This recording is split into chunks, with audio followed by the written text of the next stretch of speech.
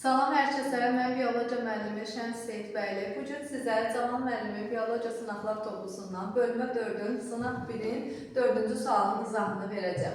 4-cü sualda bir DNT molekulunun əmələ gəlməsi zamanı ayrılan su molekullarında cəmi 4980 proton vardır. Bu molekulda 3 qat hidrogen rabitələrinin sayı 2 qat hidrogen rabitələrinin sayından 4 dəfə çoxdur.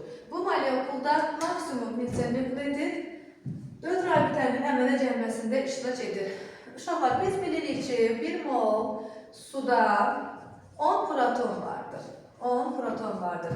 Tabaq görə 4980 proton neçə mol suda var? 4980 proton neçə mol suda olar? Burada 4980-i 10-a bölərik.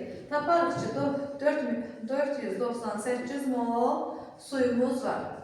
Və biz bilirik ki, DNT-nin bir zənciri yaranan zaman N çıxılsın bir sayda, ikinci zəncirdə yaranan zaman N çıxılsın bir sayda su ayrılır. Yəni, N buradan nukleotidlərin sayını göstərir. İki zəncirimiz yaranan zaman, yəni DNT molekulu yaranan zaman N çıxılsın 2 sayda su ayrılacaqdır. Bizdə tapdıq ki, 498 mol su ayrılıbdır. N çıxılsın 2 bərabərdir 498, N bərabərdir 500.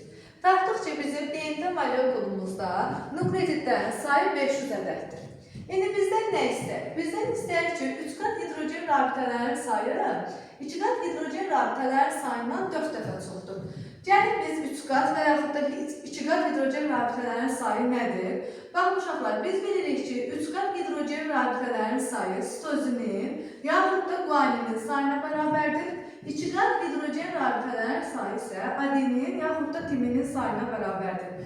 Ümumiyyətlə, nə qədər sitozin varsa, o qədər 3 qat hidrogen rabitəsi, nə qədər adenin varsa, o qədər 2 qat hidrogen rabitəsi olacaqdır.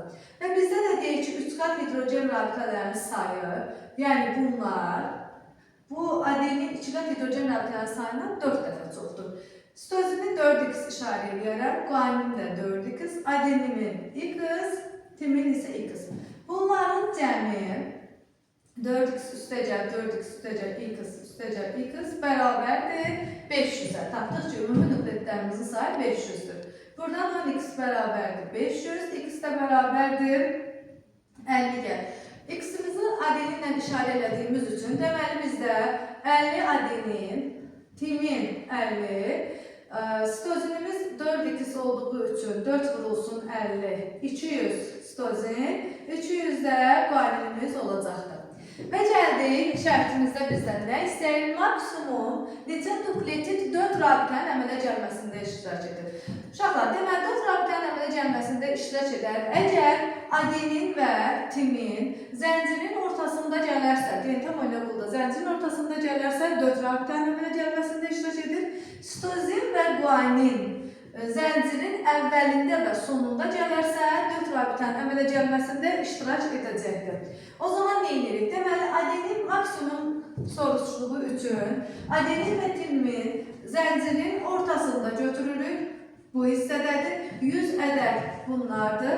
Və sitozinlə guanini başda və sonda götürürük ki, 4 rabitənin əmələ gəlməsində iştirak edir.